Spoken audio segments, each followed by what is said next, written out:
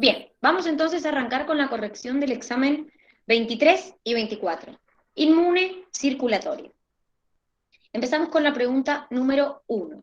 Nos dice, el sistema de complemento es un conjunto de 20 proteínas plasmáticas que incluyen de C1 a C9 y los factores B, D y P sintetizados por el hígado, que participan del sistema inmunológico. En base al mismo, indique la opción correcta. Sistema de complemento. ¿Alguien se acuerda a qué inmunidad pertenecía? Dentro de todas las inmunidades que tenemos. Innata. ¿Y a qué componente? Muy bien. Humoral. Perfecto, muy bien. Entonces, las opciones eran, se puede activar por dos vías, una llamada clásica y otra llamada alternativa o alterna. Esta última depende de la acción de los anticuerpos. ¿Por qué estaría mal eso? En realidad la clásica es la que depende de los anticuerpos. Porque muy bien, la clásica es que la que se activaba cuando se unía un antígeno con un anticuerpo. ¿Y la alterna cómo se activaba? Por los factores B, C y P. Muy bien, cuando se unía directamente el antígeno con los factores, perfecto. Estas vías se desarrollan como cascadas de reacciones entre los componentes del complemento y tienen como objetivo producir inflamación, intensificar la fagocitosis y la citólisis microbiana. Eso es correcto. Acuérdense que la citólisis microbiana es cuando yo destruyo al microorganismo. Porque acuérdense que después nosotros habíamos visto que no es lo mismo destruir la célula infectada que destruir el microorganismo que infectó. En este caso yo lo que provoco es la activación, o mejor dicho, cuando se activa este sistema, es la ruptura del microorganismo, de la célula microbiana. Una de las consecuencias de la activación del complemento es la producción de diversas citoquinas que contraen arteriolas, estimulan la liberación de gránulos de polimorfonucleares y atraen a más células inflamatorias. ¿Qué me dicen de esto? ¿Por qué está incorrecto? A ver.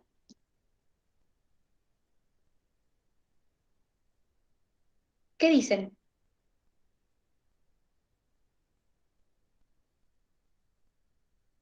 A ver, ¿por qué está mal? A ver, pensemos una cosa. Las citoquinas o citocinas es verdad que pueden cumplir o podían cumplir distintas funciones. Algunas eran proinflamatorias, otras eran quimiotácticas, otras eran antiinflamatorias. Entonces podemos decir, bueno, por ejemplo, las proinflamatorias es verdad que te van a estimular el proceso inflamatorio. Después, por ejemplo, la citólisis, ¿cómo se producía? ¿Por liberación de citoquinas?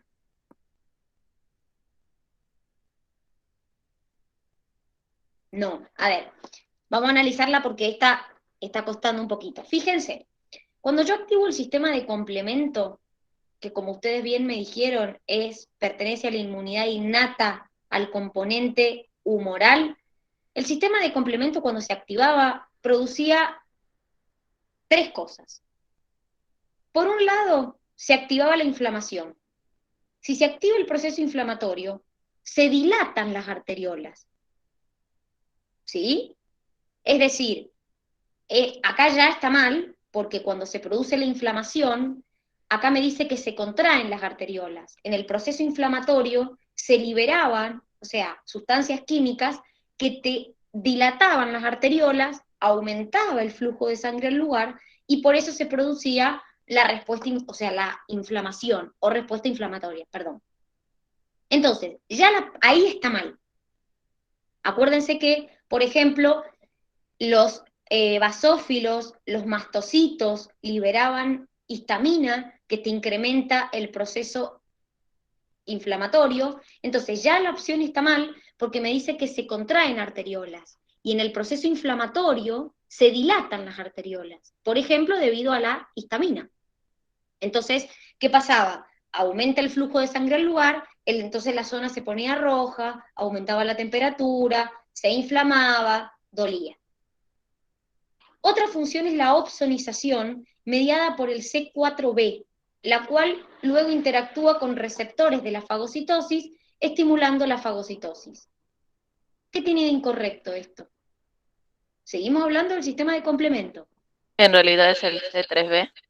Perfecto, es el C3b el que puntualmente producía el proceso de la opsonización. Acuérdense que este fragmento se fijaba a la superficie de los microorganismos y interactuaba con receptores de células fagocíticas para estimular el proceso de la fagocitosis. Pero en ese caso lo que está incorrecto es el que es C3b y no C4b.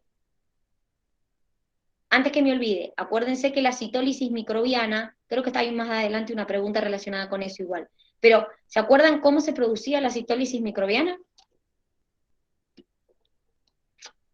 ¿Qué hacía el sistema de complemento? ¿Qué formaba? ¿Un Un qué? complejo de ataque a la membrana. Muy bien, formaba el famoso CAM, que se insertaba en la membrana del microorganismo, le hacía todos agujeros al microorganismo, entonces ¿qué hacía? Se llenaba de líquido y ¡pum!, estallaba el microorganismo. Entonces, la citólisis se daba gracias a esta formación del CAM. Acuérdense que en este caso es citólisis microbiana, no de la célula infectada, del microorganismo. Vamos con la pregunta 2. Nos dice, los linfocitos T colaboradores tienen patrones y mecanismos de acción diferentes a los linfocitos T citotóxicos. En base a esto, marque la opción correcta.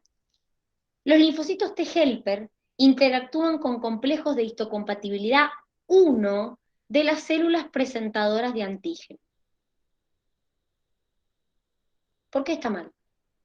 En realidad interactúan con el tipo 2. Exactamente, de hecho, lo único que puede activar a mis helper es una célula presentadora, porque son las únicas que tienen complejos de histocompatibilidad tipo 2.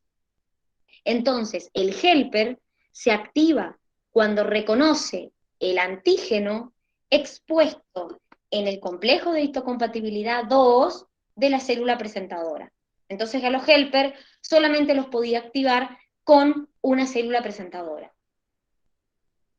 Su mecanismo de acción es inducir la apoptosis de las células. Hace referencia en ese caso a los helper. ¿Los helper te inducían la apoptosis? No. Exactamente, acuérdense que quien hace eso es el citotóxico, que secreta granzimas y perforinas, que son enzimas que te perforaban la membrana y te rompían la célula infectada. El helper lo que hacía, que por eso la C es la correcta, es secretar sustancias que activaban la respuesta humoral o celular, es decir, me activaba linfocito B, linfocito T citotóxico. Cuando el helper se activaba, se dividía en helper 1 y helper 2. ¿Alguien se acuerda cuál activa cada uno? El Helper 2 activa el linfocito B y el Helper 1 al linfocito T. Al T citotóxico. ¿Y a Ajá. quién más? El helper 1, además de a los linfocitos T citotóxicos. Y a los macrófagos. Muy bien, perfecto. Y a los macrófagos, muy bien. Para la activación de un linfocito B sea completa, no solo es necesario el reconocimiento por medio de sus anticuerpos de superficie, sino también por la estimulación de los linfocitos T helper 1. Ahí lo acabamos de decir. ¿Quién era el que estimulaba los linfocitos B? El tipo 2. Exactamente, el linfocito T helper 2. Acuérdense que el linfocito B puede activarse con ayuda de un helper o no, pero cuando se activa con ayuda de un helper 2, su activación es más efectiva, su activación es más rápida y además cuando el linfocito B se activa con ayuda de un helper 2, como les dije, el efecto del linfocito B es más efectivo. Seguimos. Vamos con la 3. En la inmunidad innata se puede reconocer un componente celular formado por células como los granulocitos, mastocitos, macrófagos, células dendríticas. Y un componente humoral, que son sustancias químicas como las proteínas de fase aguda, proteínas del sistema de complemento, citoquinas, etc. Con respecto a dichas sustancias químicas, mencione lo que considere correcto. Las proteínas de fase aguda funcionan como PMAP, patrón molecular asociado a patógeno, uniéndose a la superficie del microorganismo y activando el sistema de complemento. Es como RRP. Muy bien, las proteínas hepáticas de fase aguda funcionaban como receptor de reconocimiento de patrones, que reconocían patrones en el microorganismo, es decir, esos patrones moleculares asociados a patógenos. Entonces, la proteína hepática de fase aguda funcionaban como RRP, que reconocían PMAP. Una de las funciones de las proteínas del sistema de complemento es formar un complejo de ataque de membrana que se inserta en la membrana plasmática del microorganismo y forma orificios ocasionando la citólisis. Es lo que acabamos de decir, ¿sí? Es decir, este complejo de ataque se llama CAM y es el que te formaba agujeros, diríamos, en la membrana y se llena de líquido y de esa manera el microorganismo estalla. La interleucina 1 y 8 se consideran proinflamatorias, ya que estimulan la inflamación aguda local y sistémica producida por macrófagos. En realidad es la 1, la 6 y la 12. Muy bien, y el factor de necrosis tumoral. La 8 era quimiotáctica. ¿Qué significaba que fuera quimiotáctica? La 8. Que Se atraía a los atraía a los macrófagos. monocitos. Es decir, que atrae más células al sitio de liberación de citoquina, neutrófilos, macrófagos, para que vayan a la zona o a la fuente de liberación de interleucina. Después nos dice la D. El interferón alfa actúa como agente citostático, inhibe la multiplicación celular y cumple una función inmunorreguladora importante en la inmunidad innata y en la inmunidad adaptativa. ¿Por qué estaría mal esto?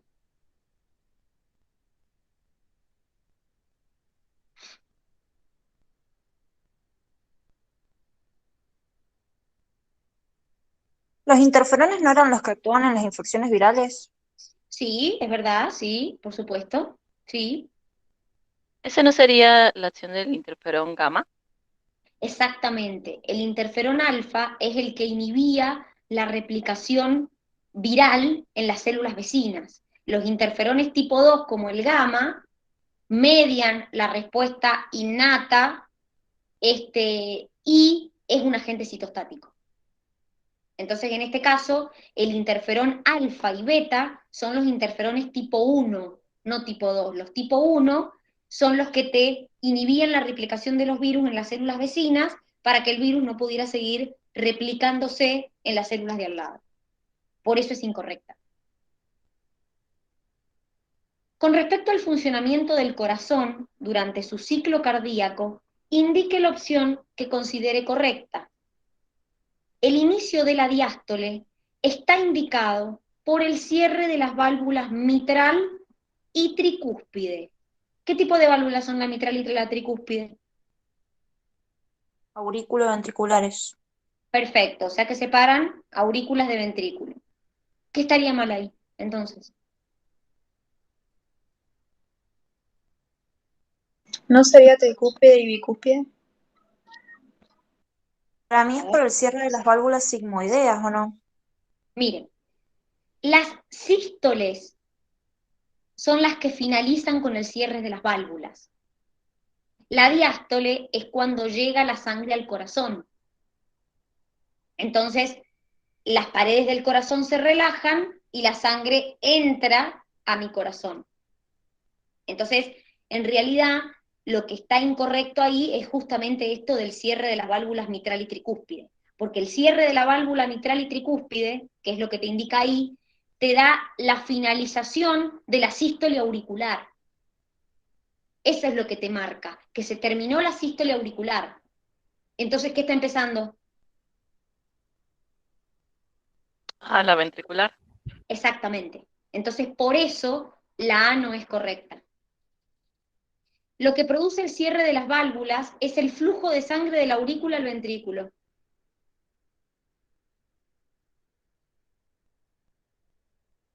A ver, ¿por qué está mal esto?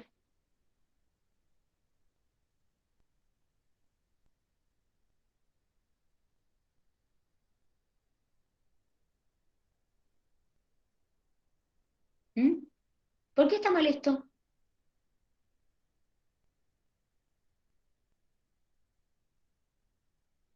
¿Por qué se abrían y se cerraban las válvulas? ¿Por diferencias de qué? Depresión. Exacto. Lo que abre o cierra las válvulas son las diferencias de presión. Entonces, por ejemplo, cuando yo tengo más presión en la aurícula que en el ventrículo, se abren las válvulas. Cuando cambia la presión, se cierra. Cuando tengo más presión en los ventrículos que en las arterias, se abren las válvulas sigmoideas. Entonces, lo que te abre o te cierra una válvula son las diferencias de presión. Eso es lo que te condiciona la apertura y cierre de las válvulas en general. Cuando las aurículas se contraen, los ventrículos están en sístole. Bueno, esa ya sabemos que no. Cuando las aurículas se contraen, los ventrículos están en diástole.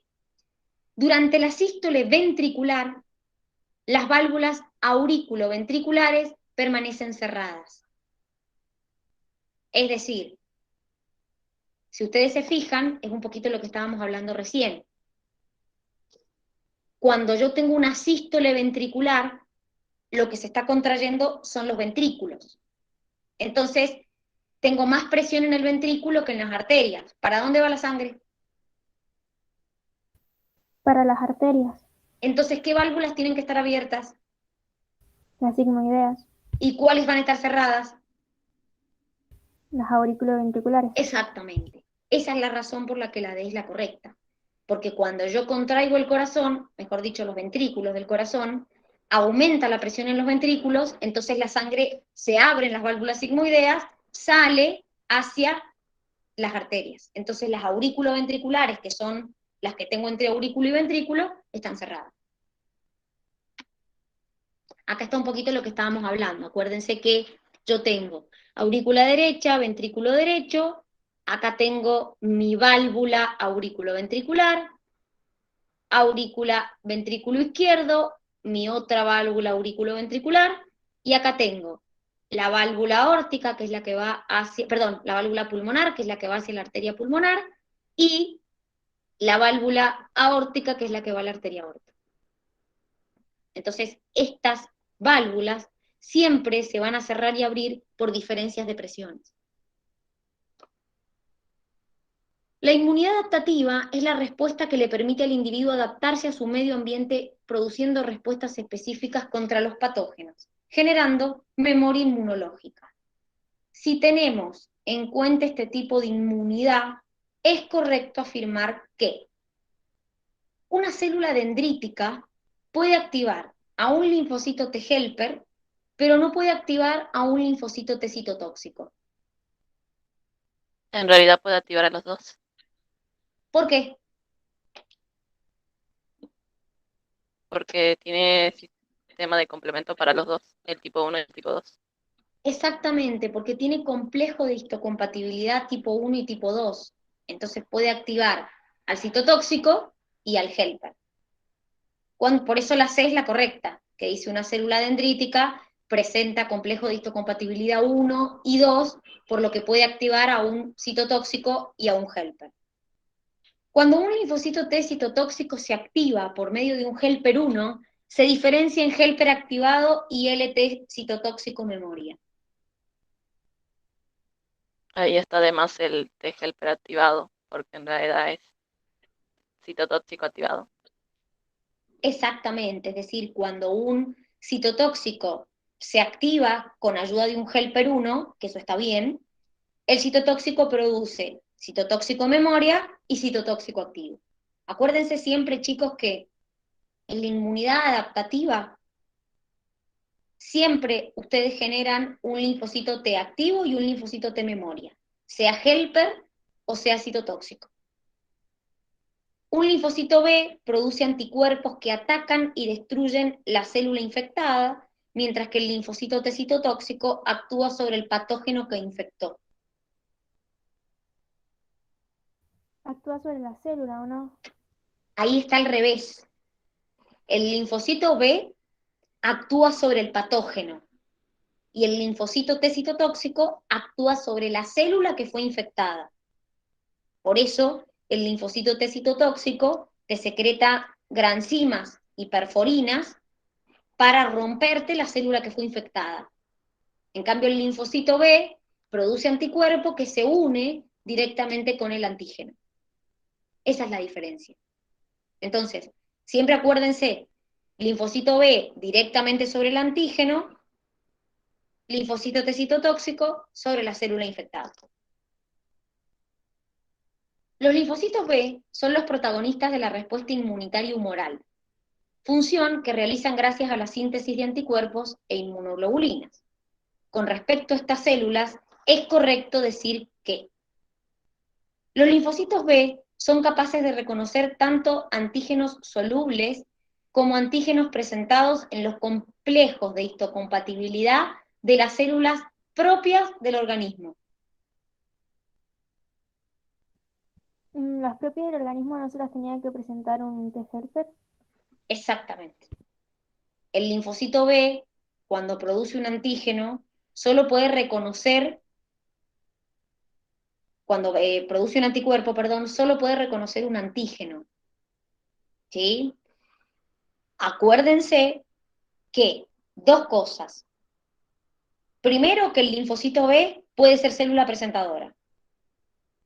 Y segundo, que en este caso que me dice que puede reconocer algo presentado por las células del propio cuerpo, ahí está hablando un poco lo que dijeron ustedes, que es con ayuda de un helper que se activa. Es decir, de un helper puntualmente 2. El helper 2 es el que me activaba al linfocito B.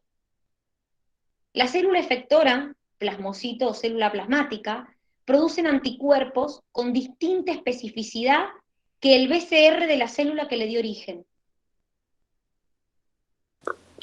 Con igual especificidad. Exactamente, por eso existe un linfocito B que produce un tipo de anticuerpo específico para cada antígeno. Por eso tengo un anticuerpo específico para cada antígeno que quiere entrar. Los linfocitos B tienen dos mecanismos de activación, por contacto directo con el antígeno y con ayuda de un linfocito T helper. Eso es verdad, es lo que hemos estado diciendo, puntualmente con un helper 2. Los linfocitos B son células que viven y cumplen funciones en los órganos linfoides secundarios y no recirculan.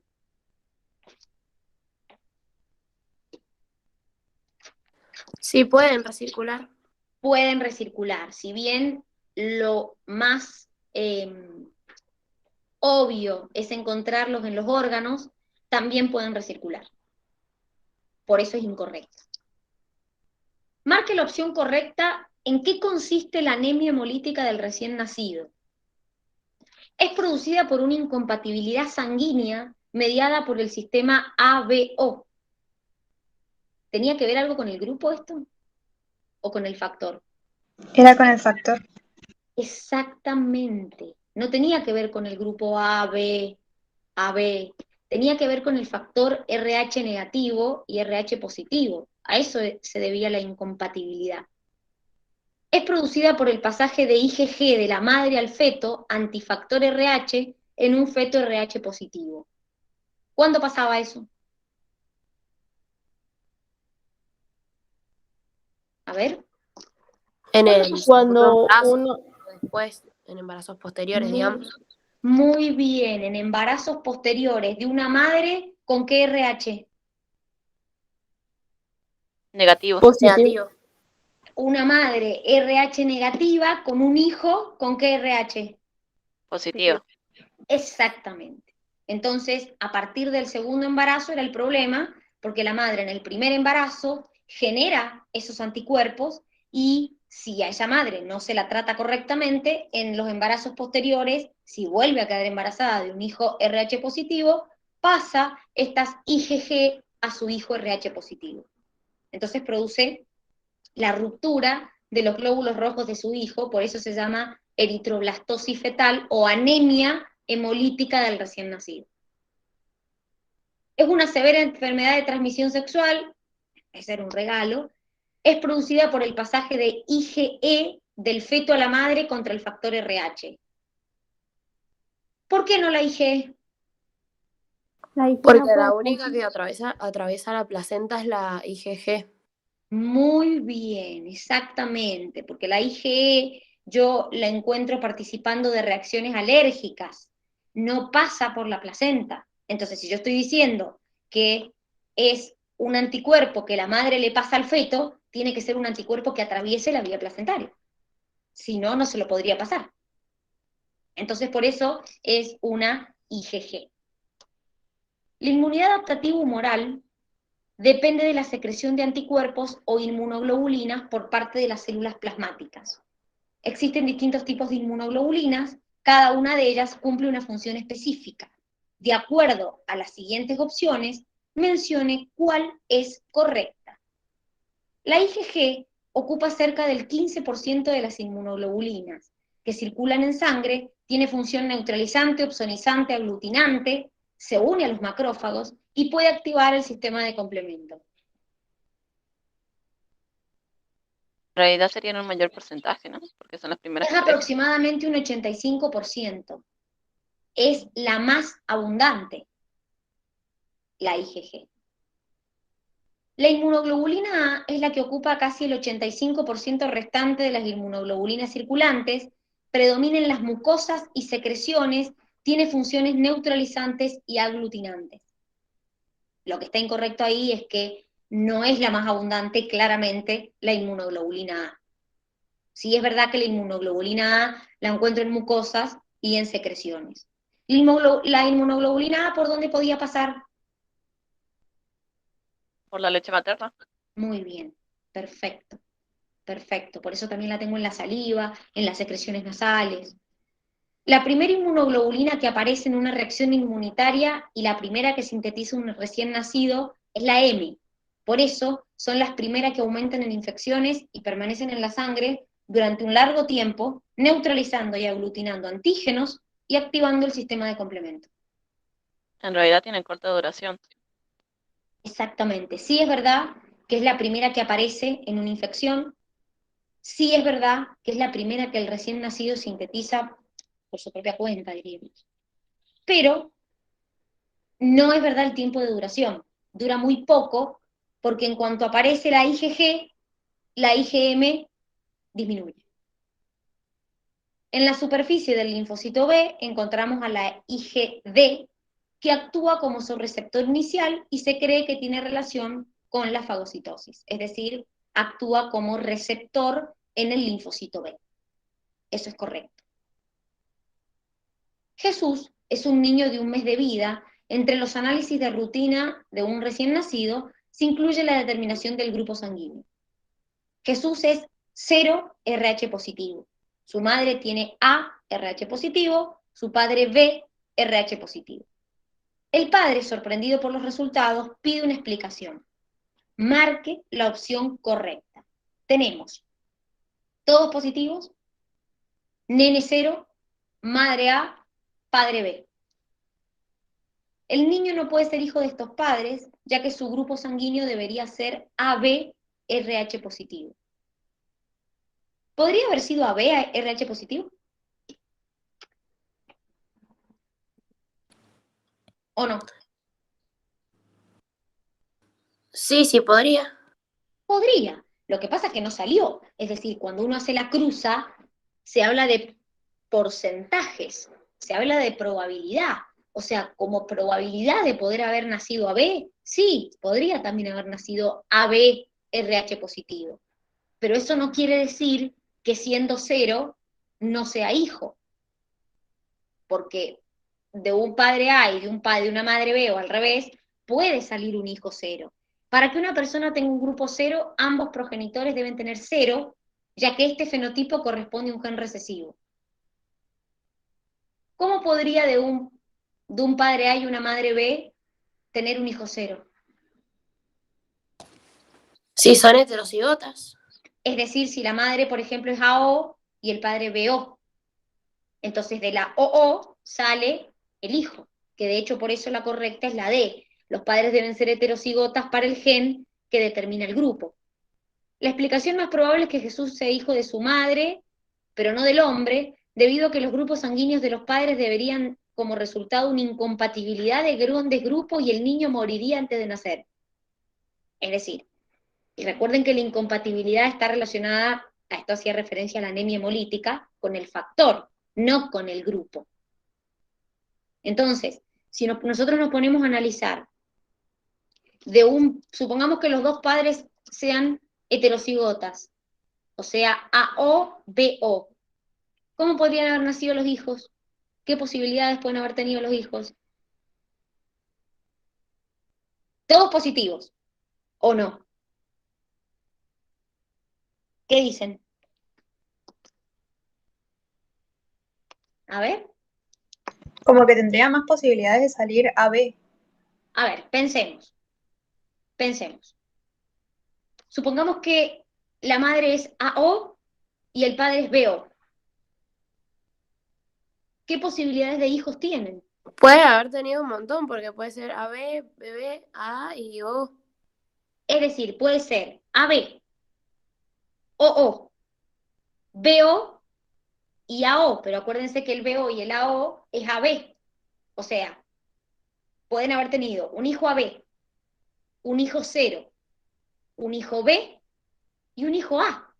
O sea, tenían 25% de cada probabilidad. ¿Nació 0? Sí, bueno, nació 0. Pero podría haber sido AB, podría haber sido B o podría haber sido A, ese hijo. Considerando, repito, que los dos padres son heterocigotas. Y respecto al positivo, si los dos son positivos, ¿el hijo sí o sí tenía que nacer positivo? Sí. ¿Qué dicen los demás? No, ¿cómo sería no? ¿Por qué no y por qué sí? Me pusieron no necesariamente no. Sí, A ver. porque serían homocigotas para el mismo factor. ¿Y para ser positivo solamente puedo ser homocigota? Puede depender también de los abuelos del niño. Pero no hace falta que se vayan a los abuelos. Acuérdense que nosotros a los grupos sanguíneos teníamos A, B, 0, pero al factor lo representábamos con, por ejemplo, letras I. Entonces, por ejemplo, como dicen ahí, si soy heterocigota, soy positivo. Si mi marido es heterocigota, es positivo. Pero cuando nos cruzamos, puede que de los dos recesivos nazca un individuo negativo. O sea que las posibilidades están. De hecho, por eso, chicos, cuando una madre, cuando pasa al revés, cuando tienen una madre negativa con un padre positivo, puede dar un niño negativo, porque el padre ese puede ser heterocigota. Acuérdense que el heterocigota tiene uno dominante y uno recesivo. Entonces, si se junta el recesivo de uno con el recesivo del otro, da un individuo negativo, no positivo. O sea que estos dos padres, siendo positivos, podrían ser positivos heterocigotas y tener un hijo negativo. ¿Se entendió? Sí. Bien. El escenario donde la inmunidad se lleva a cabo se conoce como sistema inmune. Como sistema de órganos, este sistema es más difuso que otros, pero de todas maneras es una unidad funcional integrada. Con respecto a sus protagonistas, es correcto afirmar que los órganos linfoides primarios son el sitio donde se producen y maduran las células de la inmunidad. Eso es verdad. ¿Cuáles eran los primarios? La médula ósea y el vaso. A ver. No La médula era ósea. Y el timo, sí. Eso quise decir, pero me confundí. Está perfecto, perfecto. Fíjense, la B me dice los órganos linfoides primarios son médula ósea, timo y vaso. Acuérdense que tanto los linfocitos B como los T se producen en la médula, los B maduran en la médula y los T maduran en el timo. Entonces, médula y timo son los primarios. Los órganos linfoides secundarios son vaso, ganglios linfáticos y timo. Timo no. El vaso es un filtro de linfa donde se retienen los patógenos que circulan por dicho líquido. ¿Qué filtraba el vaso? Linfa. Sangre, muy bien. Acuérdense que el vaso lo que hace es filtrar sangre. Quien se encargaba de filtrar la linfa son los ganglios linfáticos. Por eso decíamos que el vaso es muy importante para las enfermedades que vienen en sangre o los agentes o antígenos que puedan venir en la sangre, porque el vaso te filtra la sangre. Por eso la D es incorrecta. Los linfocitos T se originan a partir de células hematopoyéticas pluripotenciales presentes en la médula ósea. Pero en la 8ª semana de la vida fetal, los precursores comienzan a dirigirse al timo para poder completar el proceso de maduración. Con respecto a los procesos que se llevan a cabo antes de encontrarlos en circulación, es correcto afirmar que la diferencia de los linfocitos T, hace referencia a la síntesis y expresión de glucoproteínas en la superficie del linfocito T para diferenciarlo del linfocito B.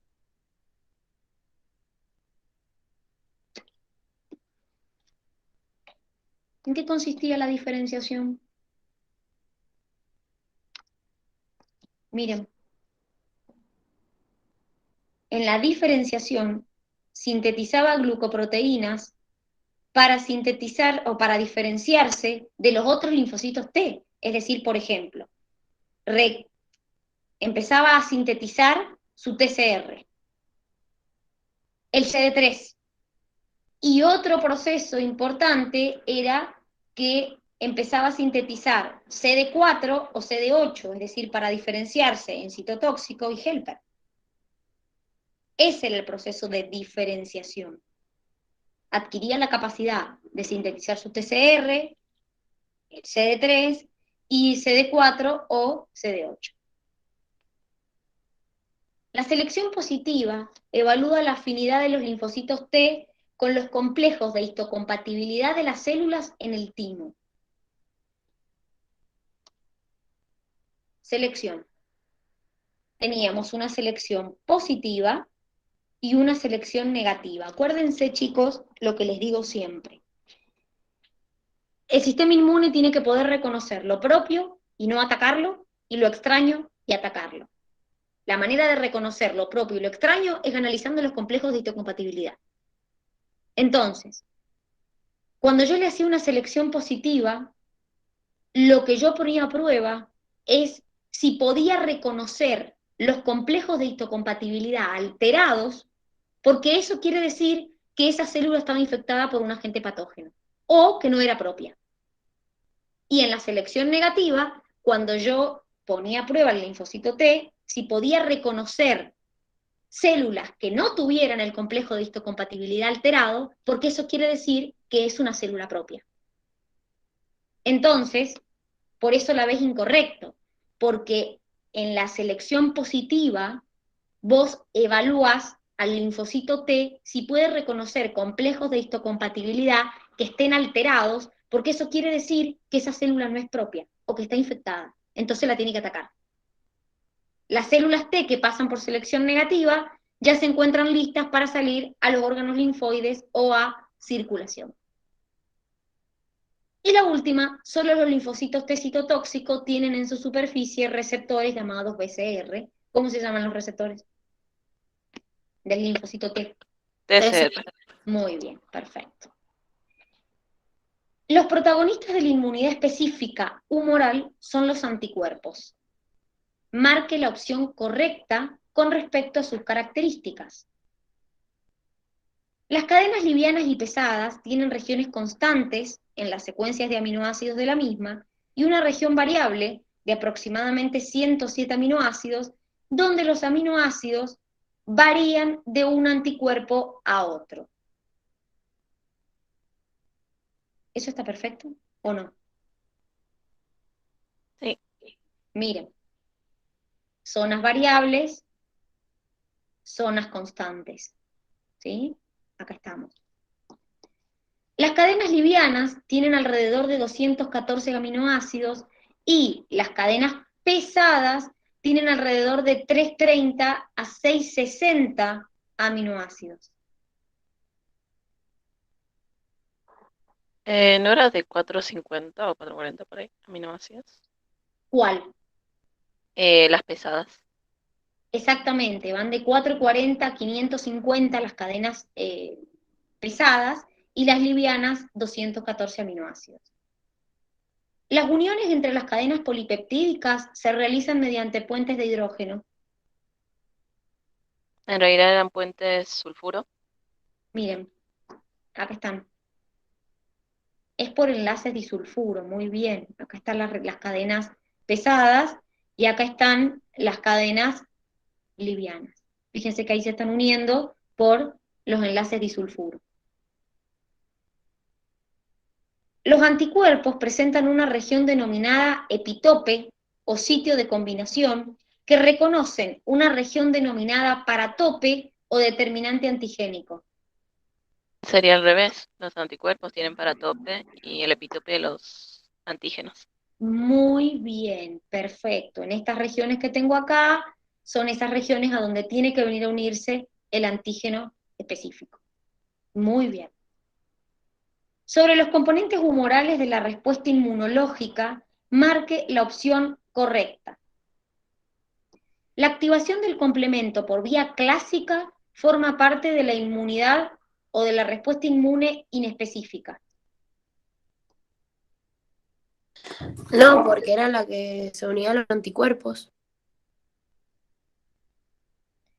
Exactamente, la vía clásica es cuando se une el antígeno con el anticuerpo. La función principal de las citoquinas es la de transmitir información entre células del sistema inmune y entre el sistema inmune y otros órganos. Sí. Algunas de las citoquinas proinflamatorias son 1, 6, 8, 12 y el factor de necrosis tumoral. La 8 está de más. Muy bien. Los interferones alfa y beta actúan principalmente en las infecciones bacterianas, inhibiendo la replicación del ADN en la propia célula infectada y en las células vecinas. En realidad es en las infecciones víricas. Muy bien, perfecto, actúan en las infecciones virales. Los linfocitos T citotóxicos y los colaboradores funcionan interaccionando con un grupo de proteínas llamadas complejo mayor de histocompatibilidad. En base a este concepto, indique la opción que considere correcta. Los linfocitos T citotóxicos reconocen nuestras células por proteínas que se encuentran en superficie de células nucleadas denominadas complejos de histocompatibilidad 2. Es el tipo 1. A ver, vamos por partes. Muy bien. El citotóxico reconoce complejos de histocompatibilidad tipo 1. Y a su vez, las células nucleadas de nuestro cuerpo tienen complejos de histocompatibilidad tipo 1. La diversidad de estas glucoproteínas se debe a una familia de 30 genes con 8 a 10 alelos cada uno. ¿No eran 12? Son 20 genes con 8 a 10 alelos cada uno. Cada ser humano tiene el mismo complejo histocompatibilidad que sus padres, ya que hereda los mismos alelos. No, no hay ninguna persona con el complejo de histocompatibilidad iguales. Exactamente, salvo los...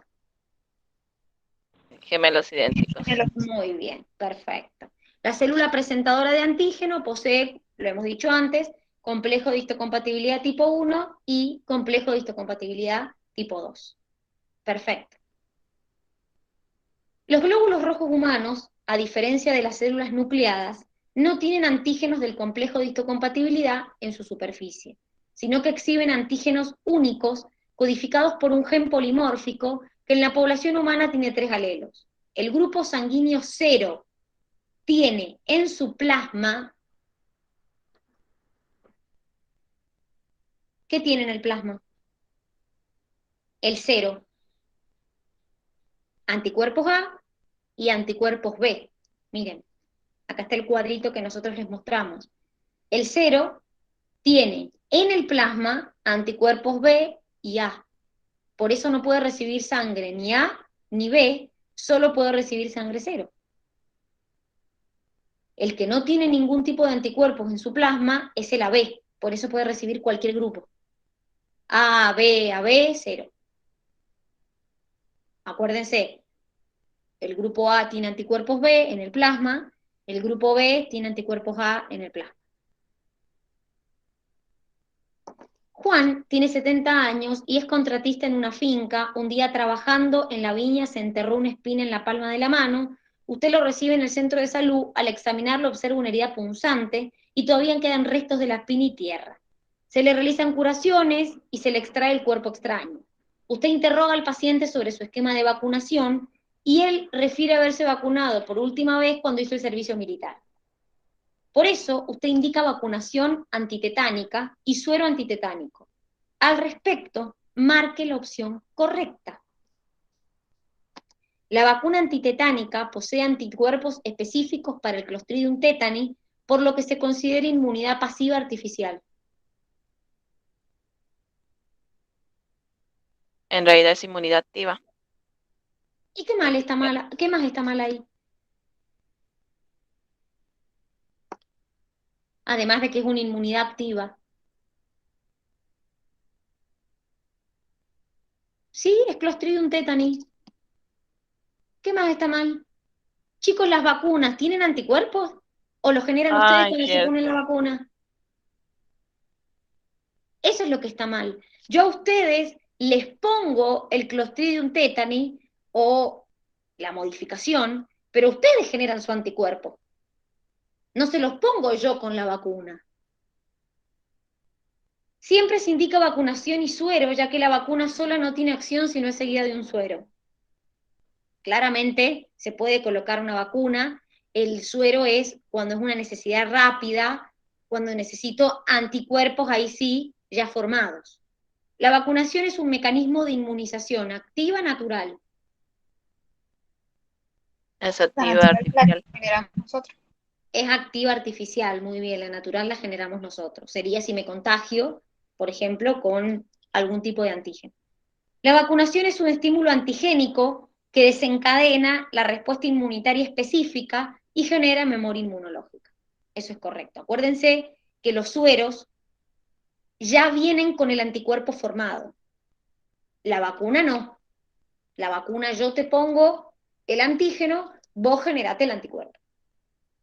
Esa sería la diferencia. Por eso el suero se pone en ocasiones de urgencia. Por ejemplo, cuando se sabe que te picó un insecto, o una bacteria que consumiste su toxina, o esto, por ejemplo, que se sabe que tiene posibilidades de haber estado en contacto con el tétano, entonces se coloca el suero para una respuesta más rápida. Porque imagínense que si yo le pongo la antitetánica y espero que su sistema inmune me genere los anticuerpos, chao, ya se murió de tétano. Según la anatomía del sistema cardiovascular, los componentes esenciales son la sangre, los vasos sanguíneos y el corazón. Dichos componentes garantizan que la sangre circule en un sistema cerrado, garantizando la perfusión de todos los tejidos. Con respecto a la estructura de los vasos sanguíneos, podemos decir que todos los vasos sanguíneos tienen túnica única, túnica íntima, media y adventicia.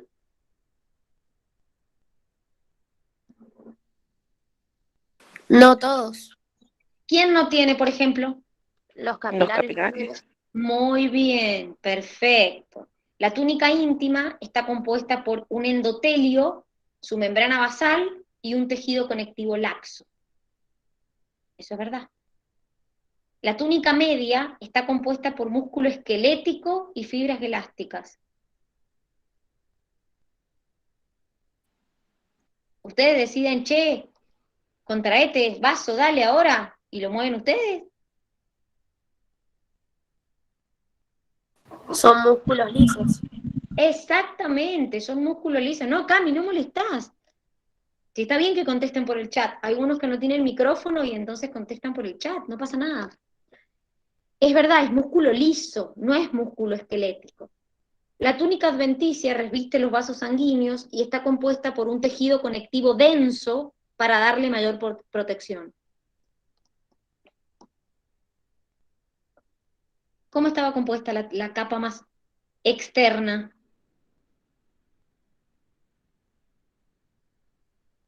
Fibroblastos, fibras elásticas, colágeno, pero no por tejido conectivo denso. Analizando un hemograma, se observan los siguientes resultados. Glóbulos rojos, 5,2 millones por milímetro cúbico, leucocitos, 12.000 por milímetro cúbico, plaquetas, 200.000 por milímetro cúbico. Si la persona en consideración es un hombre, podríamos determinar que presenta anemia que podría ser causada por una carencia de hierro.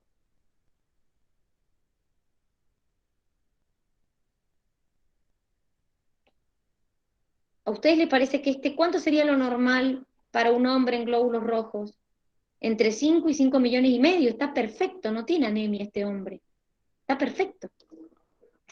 La persona presenta un valor de plaquetas inferior al normal, por lo que podría tratarse o estimarse que se trata de una persona con hemofilia.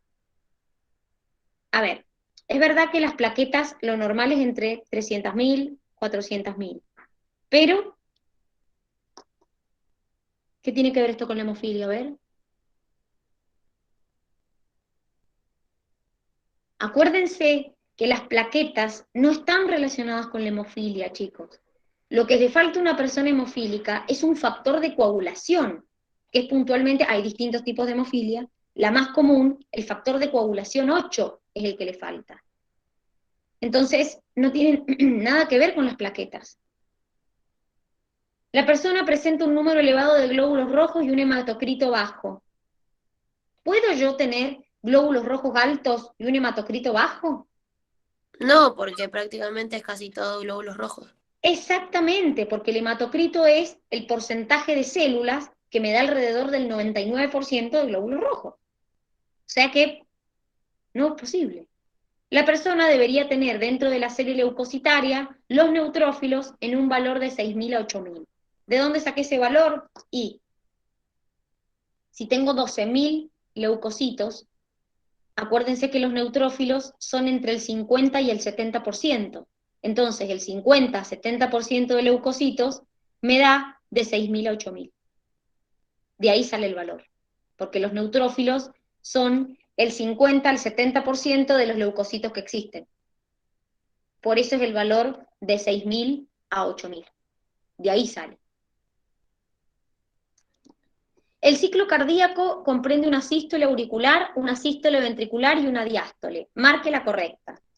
Al producirse la diástole, la presión cardíaca desciende y la sangre ingresa de las venas a las aurículas. Eso es verdad, lo dijimos recién. Durante la sístole ventricular, las aurículas mitral y tricúspide están abiertas. Lo dijimos recién, si se contraen los ventrículos, las válvulas de arriba, es decir, las aurículo-ventriculares, están cerradas. Las que están abiertas son las sigmoideas. Durante la sístole ventricular, la válvula mitral y tricúspide durante la diástole ventricular, la válvula mitral y tricúspide se encuentran cerradas. No. Es decir, están abiertas.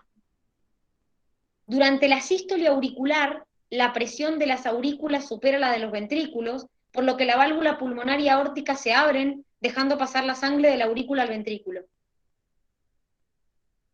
¿Qué está mal ahí?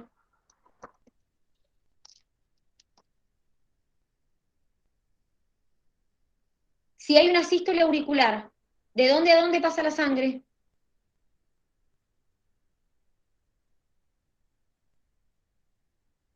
Piensen. Sí, caminen. En la diástole son las de abajo las que están cerradas. Piensen. Si tengo una sístole auricular, se contraen mis aurículas, ¿para dónde va la sangre?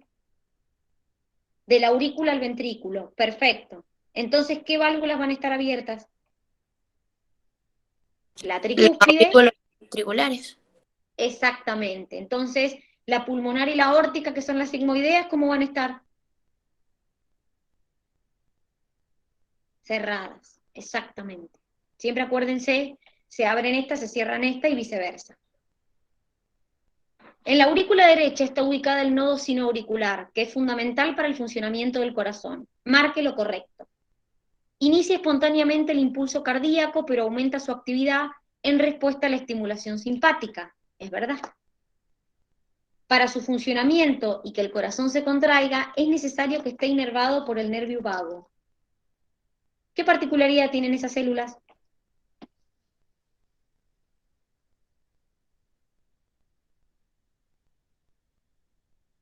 Son autoexcitables, chicos, no hace falta que esté inervado por nadie. Yo las puedo sacar y mientras haya oxígeno, el corazón va a seguir latiendo.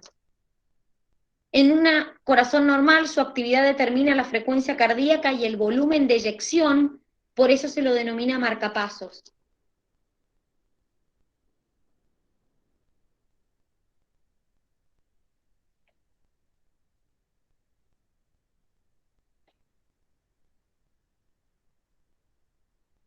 No, chicos, el marcapasos o este nodo sinoauricular solo determina la frecuencia cardíaca.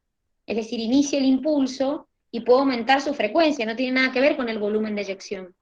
El volumen de eyección es el volumen que secretan los ventrículos, que eyectan de sangre los ventrículos.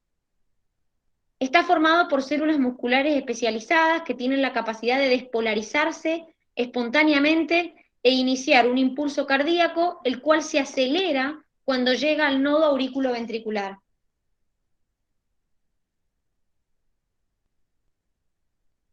Se desacelera. Exactamente, se desacelera. ¿Por qué? Porque las fibras en el nodo auriculoventricular tienen menor diámetro. Entonces por eso se desacelera. Una persona presenta una sístole ventricular de 0,1875. Sería correcto afirmar que su frecuencia cardíaca es superior a lo normal para el reposo, por lo que podría estar pasando una situación de estrés y presentar una estimulación del sistema nervioso simpático. Para yo saber si la frecuencia cardíaca es superior a lo normal, tengo que calcularla. Entonces, ¿qué digo? Y 0,1875 es la sístole ventricular. Eso corresponde al 37,5%. El 100%, ¿cuánto es? O sea que el ciclo completo dura 0,5. O sea que la frecuencia cardíaca es 120 latidos por minuto. O sea que sí está aumentada su frecuencia cardíaca porque lo normal es 70, 75 en reposo. La sístole auricular presenta un valor de 0,0625 y la diástole 0,5. Miren, el ciclo dura 0,5, o sea que la diástole es la mitad. Por lo tanto, es incorrecto.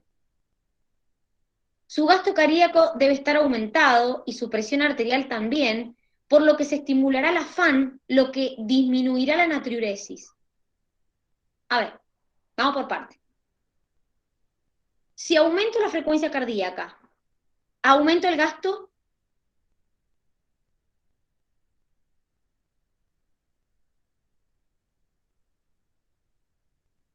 Sí, Bien, si aumento el gasto, ¿aumento la presión? Sí, también. Si aumento la presión, ¿libero FAN? Sí. Si libero FAN, ¿qué hacía el FAN? ¿Lo vieron esta mañana? El factor natriurético. aumenta la natriuresis. Exactamente, inhibe la reabsorción de sodio en los túbulos renales, entonces te aumenta la natriuresis. Por eso está mal. Una estimulación de la médula suprarrenal podría haber liberado acetilcolina, causando un aumento de la frecuencia cardíaca e incluso produciendo taquipnea.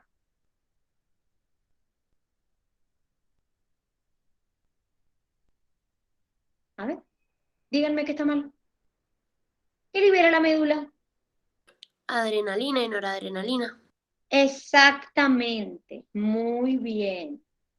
Perfecto. Como se sabe, el centro de regulación cardiovascular se halla en el bulbo. Con respecto a su funcionamiento, es correcto que controla los nervios simpáticos y parasimpáticos que van a la musculatura lisa de las arteriolas. La pared de las arteriolas de los vasos sanguíneos están inervados por el simpático y el parasimpático? No, chicos, están inervados solamente por el simpático. Recibe información de varoreceptores que detectan la presión de oxígeno, ubicado en carótida, aorta, vena cava y mismo corazón. ¿Qué está mal ahí?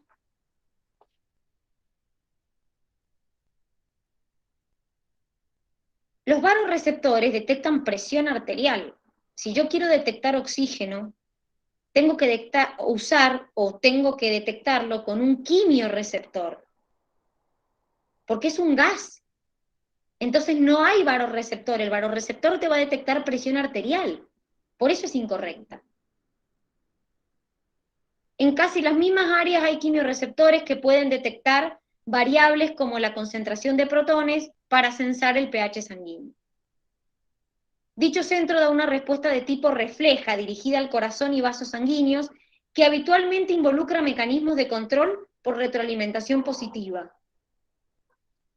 Más frecuencia cardíaca, más el aumento, más frecuencia, más el aumento. ¿Así sería? No, retroalimentación negativa. Exactamente. Por eso está incorrecta. Una persona que ocurre a la guardia donde manifiesta haber estado un largo tiempo con vómitos y diarrea, producto de una intoxicación. Reconoce que se siente cansado, mareo y asume sentirse sin fuerzas. Al medir su presión arterial, el valor es inferior al normal, por lo que podemos sospechar que la persona está deshidratada. Podríamos afirmar que el vómito y la diarrea son mecanismos que permiten eliminar el agente causal de la intoxicación o su toxina de manera rápida, siendo una respuesta adaptativa de nuestro organismo. Pertenece a lo que es la primera línea, chicos, el vómito y la diarrea. Se va a estimular la liberación de ADH, producto de que las células del hipotálamo han detectado un aumento de la osmolaridad del líquido cefalorraquídeo, lo que producirá una disminución en la permeabilidad de los túbulos colectores de la nefrona. Es un aumento de la permeabilidad. Porque se reabsorbe, ¿qué cosa? ¿Qué voy a reabsorber si estoy deshidratado y libero antidiurética? ¿Qué sustancia voy a reabsorber? Agua, exactamente. Al disminuir la presión arterial, disminuirá la volemia, se inhibirá la liberación de FAN, aumenta el retorno venoso y disminuye la diuresis. En caso que la intoxicación pueda haber sido causada por una bacteria, la persona tendrá sus neutrófilos y eosinófilos elevados, por lo que el tratamiento podrá ser el suministro de antibióticos. Si me ataca una bacteria, ¿mis eosinófilos están elevados? Eso es cuando es una reacción parasitaria. La llamada presión oncótica de los capilares está desarrollada fundamentalmente por proteínas retenidas en el interior de los vasos. Indique la opción correcta. ¿Cuánto era la presión oncótica en valor? 25, creo. O sea que si lo paso a atmósferas, me da 0,033. Eso es lo único que tenían que hacer acá. Saúd es un niño de un país muy pobre de África, allí la alimentación es muy deficiente y no cubre los requerimientos nutricionales básicos. A pesar de este importante problema, tiene su abdomen muy abultado, esto es lo que vimos el otro día, usted explicaría esto porque, ¿qué pasaba? Tiene poca proteína, entonces no se pueden producir albúminas, y entonces, ¿qué pasaba? El líquido sale y no puede volver. Entonces se acumula líquido en el intersticio y por eso el niño tiene el abdomen abultado. Esto lo estuvimos viendo el otro día. Un hombre presenta frecuencia cardíaca de 145 latidos por minuto. ¿Qué estará haciendo que tiene esa frecuencia? Es correcto afirmar que gastará 0,41 en realizar una sístole ventricular y una sístole auricular. Antes de seguir leyendo me voy a calcular. Digo, bueno, si hace 145 ciclos en 60 segundos, un ciclo, ¿cuánto vale? El ciclo completo vale 0,41. O sea, sístoles más diástoles. O sea que no es que solo las dos sístoles valen esto, le falta la diástole. Si lo comparamos con un individuo de frecuencia cardíaca 120, la sístole ventricular ocupará mayor porcentaje del ciclo total. No, acuérdense que el porcentaje es siempre el mismo. 37,5, 12,5 y 50%. Lo que cambia es el valor del ciclo, pero los porcentajes son iguales. La sístole durará 0,20, claro, porque si el ciclo dura 0,41, la mitad es sístole, la mitad es diástole. Y la última, en el individuo que posea menor frecuencia cardíaca, la diástole dura menos que en el individuo que tiene frecuencia cardíaca mayor. Es al revés, ¿sí? Es decir, a menor frecuencia cardíaca, la diástole, fíjense, si tengo menos frecuencia cardíaca, por ejemplo, comparemos estos dos, menos frecuencia cardíaca, miren lo que dura el ciclo. Entonces, la diástole es la mitad, o sea que la diástole dura más, no menos. Seguimos. Un paciente llega a la guardia con una insuficiencia cardíaca derecha, por lo tanto la respuesta para contrarrestar el volumen el aumento del volumen que usted esperaría encontrar es liberación de antidiurética. ¿Qué pasaría si liberaría antidiurética? O cortisol. ¿Qué le pasaría a este hombre si tiene una sobrecarga cardíaca? Su presión arterial está aumentada. ¿Qué le va a pasar si libera cortisol o antidiurética con la presión? Va a seguir aumentando la presión. Exactamente, peor. Liberación de T3. El T3 aumenta el metabolismo. Liberación de FAN, porque ¿qué va a pasar cuando libere FAN? ¿Qué va a pasar con su presión arterial? Va a disminuir, que es justamente lo que yo tengo que provocarle, porque si tiene una sobrecarga de volumen en el corazón, su presión arterial está muy alta, entonces lo que yo tengo que hacer es bajársela a la presión arterial. Por eso, cuando las paredes del corazón se distiendan, se va a liberar FAN para disminuir su presión arterial. La sangre circula dentro del corazón en forma unidireccional, indica el recorrido. Bueno, y acá les daban todo el recorrido correcto. Fíjense que arrancaba de las venas cavas, o sea, arranca de lo que es la parte derecha del corazón, ¿sí? Entonces hace como este circuito, es decir, venas cavas, aurícula derecha, ventrículo derecho, arteria pulmonar, y volvía por venas pulmonares, aurícula izquierda, ventrículo izquierdo, y sale por la aorta. O sea que la correcta era la B. Martín, un hombre de 49 años de edad, carpintero, mientras cortaba unas maderas con la moladora, se corta 4 dedos de la mano izquierda, lesionando importantes arterias, dando lugar a una hemorragia. ¿Qué mecanismos se pondrán en marcha para compensar y mantener la PAM? Tiene una hemorragia. Disminuye la frecuencia cardíaca para mantener el gasto. Lógica, si disminuye la frecuencia cardíaca, ¿qué pasa con el gasto? Disminuye. Se activa el parasimpático. Disminuye la frecuencia cardíaca. Exacto. Lo que va a ocurrir es que se va a activar el simpático, me va a aumentar la frecuencia cardíaca, la resistencia periférica total, y ahí va a aumentar la presión arterial. No se producen modificaciones ni en la frecuencia cardíaca ni en la resistencia periférica total. Yo siempre trato de compensar, el organismo siempre trata de compensar. Cuando tengo una gran pérdida de sangre, disminuye tanto la presión que lo que se trata es rápidamente de compensar esa disminución de presión. Con respecto a las reacciones que limitan la coagulación, indique lo correcto. Acuérdense, es todo lo contrario a la cascada de coagulación. Son las reacciones limitantes. La antitrombina inhibe la activación de la fibrina.